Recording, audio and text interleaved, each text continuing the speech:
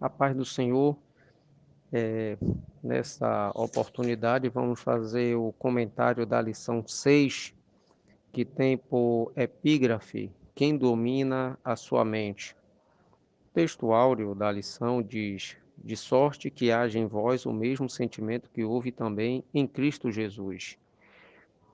O texto, da lição da leitura bíblica está em Filipenses capítulo 4, versículo 4 a 9, no qual podemos destacar aqui algumas, algumas palavras, como a que o apóstolo Paulo ele utiliza logo no início do versículo 4, que é regozijai-vos, né?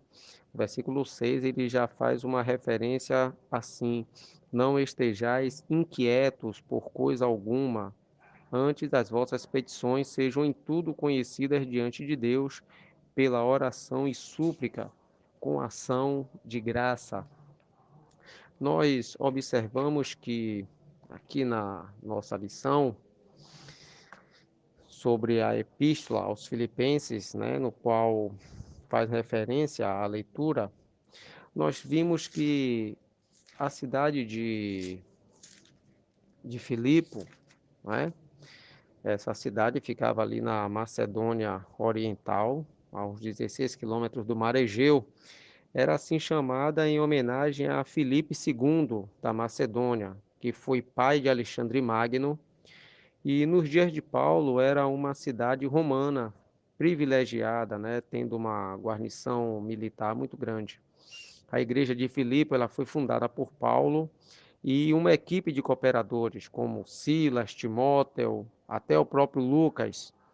E na sua segunda viagem missionária, em obediência a uma visão que Deus lhe dera em Troade, Isso podemos conferir no livro de Atos, capítulo 16, versículos 9 a 40, Então, existe um forte elo de amizade, que desenvolveu-se entre o apóstolo Paulo e a própria igreja em Filipos, E várias vezes essa igreja enviou uma ajuda financeira a Paulo, Podemos confirmar isso na segunda epístola aos Coríntios, capítulo 11, versículo 9, e aí também até mesmo em Filipenses, capítulo 4, versículo 15 a 16. Contribuiu também para a coleta que o apóstolo Paulo providenciou para os crentes pobres de Jerusalém, E Paulo visitou essa igreja umas duas oportunidades na sua terceira viagem missionária. Nós vemos que essa igreja de Filipe, ela era muito generosa, ela era muito diferente em alguns aspectos, porque ela procurava viver realmente o cristianismo dentro da sua essência, que é ajudar ao próximo, ter uma noção realmente do que precisa ser realizado dentro da obra, E nós temos aqui alguns destaques que o apóstolo Paulo faz, Por exemplo, dentro da doutrina, ele diz aqui: o objetivo dessa epístola não era solucionar problemas doutrinários nem de relacionamentos entre os filipenses, pois eles haviam amadurecido rapidamente, e um dos propósitos, que estava vinculado à amizade e o amor recíproco do apóstolo. Aqui também algumas referências que o apóstolo faz sobre o relacionamento, que havia entre os filipenses alguns problemas que são próprios da natureza humana e comuns nas igrejas de hoje. Então, é possível que o pedido do apóstolo para ajudar as irmãs, que ele cita aqui nessa epístola, indique algum problema de desentendimento entre elas. E o apóstolo Paulo pede que haja unidade e harmonia entre os crentes, tendo por base a humildade e o exemplo de Cristo. Por isso que ele faz referência, também ao capítulo 2, a partir do versículo 5 em diante, que diz: de sorte que haja em vós um mesmo sentimento que houve também em Cristo Jesus.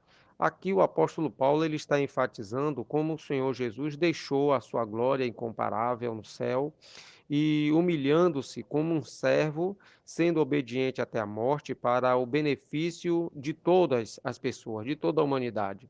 a humildade integral de Jesus deve existir em todos os seus servos, os seus discípulos, os quais foram chamados para viver com um sacrifício e renúncia, cuidando dos outros e fazendo-lhes o bem. Ou seja, por isso que Jesus, certa vez, disse que quem quiser seguir a ele deve-se não somente tomar a cruz, mas também renunciar a si mesmo.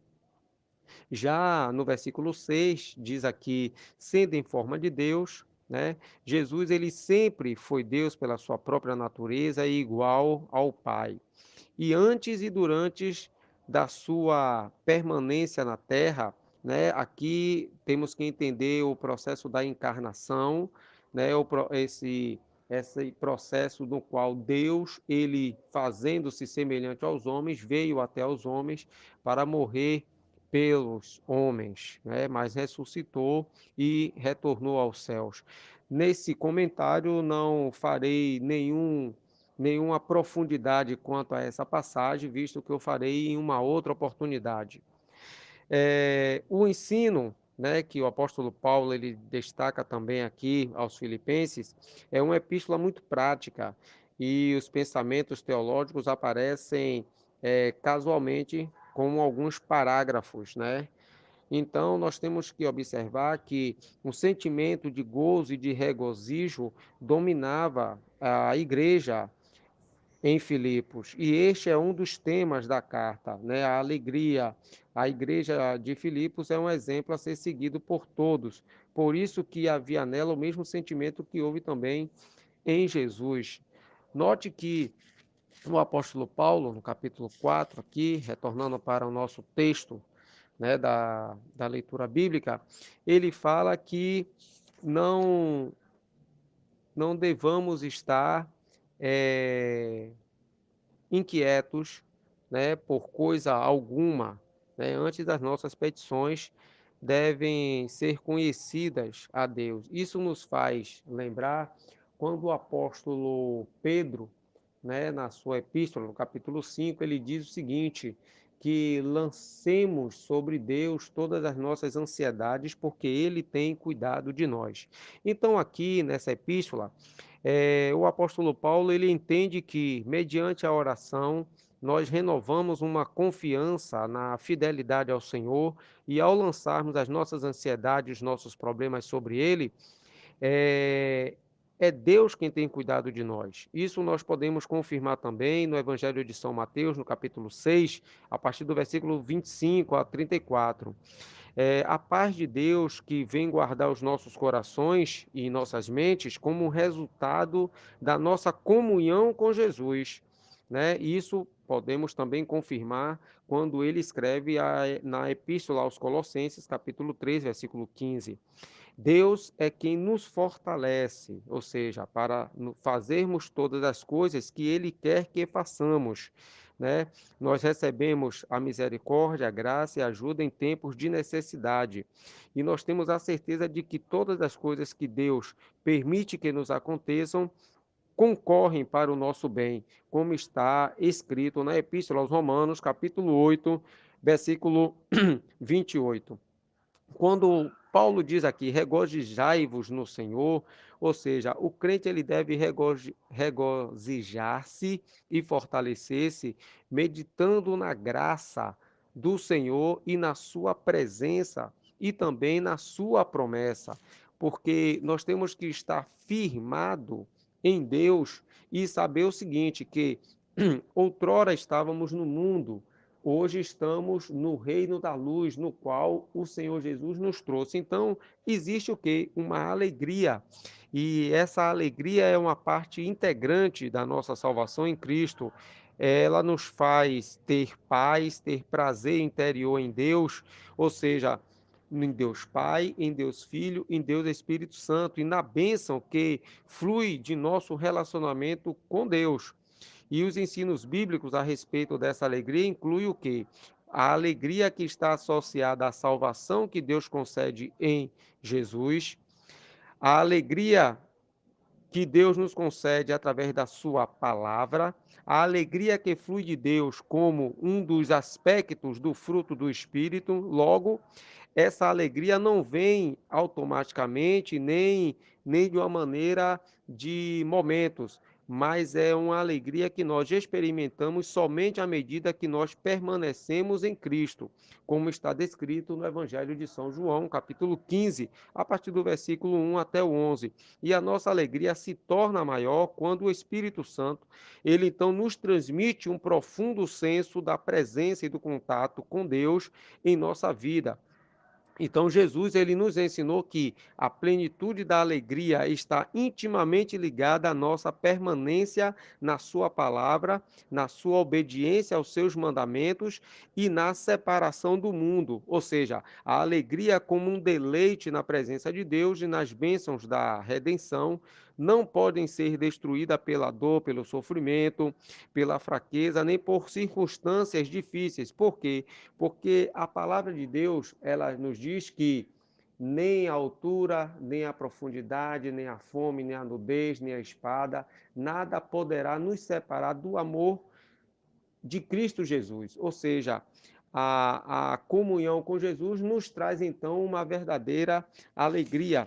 E tendo o sentimento que Jesus teve, então nós seremos também o quê? Humildes, porque devemos sempre avaliar, né, a nossa vida, os nossos pensamentos, porque não podemos deixar em nossos corações nenhum sentimento de altivez, de soberba, visto que a soberba, ela precede a ruína. E há um exemplo muito claro sobre a questão da soberba, no livro do profeta Isaías, no capítulo 22, quando é descrito a respeito de um homem em que ele tinha uma posição e deixou-se elevar, e através essa posição ele acabou sendo destruído, acabou caindo em ruína. Isso está descrito no capítulo 22 do livro do profeta Isaías, a partir do versículo 15 até o versículo 25, quando a epígrafe diz: Sebna é degradado, Eliaquim é exaltado. Então, aqui a situação de um homem que, por conta de uma altivez, né, ele acaba sendo destituído, sendo arruinado por si mesmo, por causa de um sentimento de soberba, de orgulho, de altivez.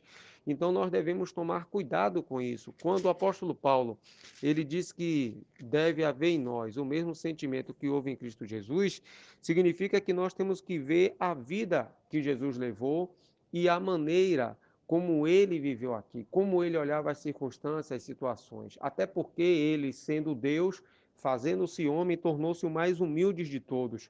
E nós que somos pecadores, por que vamos ser soberbos e arrogantes, né? Então devemos ter uma noção de tudo aquilo que Jesus fez, o exemplo dele, que ele nos deixa, né?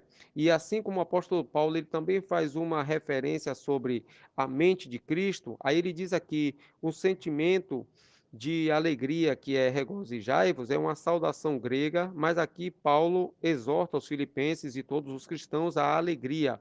Ou seja, devemos ter, através dessa alegria para com Deus, a paz e uma gratidão. Né? Os filipenses eles viviam num clima de perseguição religiosa muito grande e Paulo, quando estava na prisão, nada disso era um problema suficiente para roubar a sua alegria. Ou seja, como a palavra diz lá em Neemias, capítulo 8, verso 10, que a alegria do Senhor é a nossa força. Que possamos, assim, guardar a palavra de Deus em nossos corações, seguirmos os passos de Jesus e termos em mente o seguinte: todos os ensinamentos e procurar ser um servo fiel ao Senhor. Que Deus assim vos abençoe.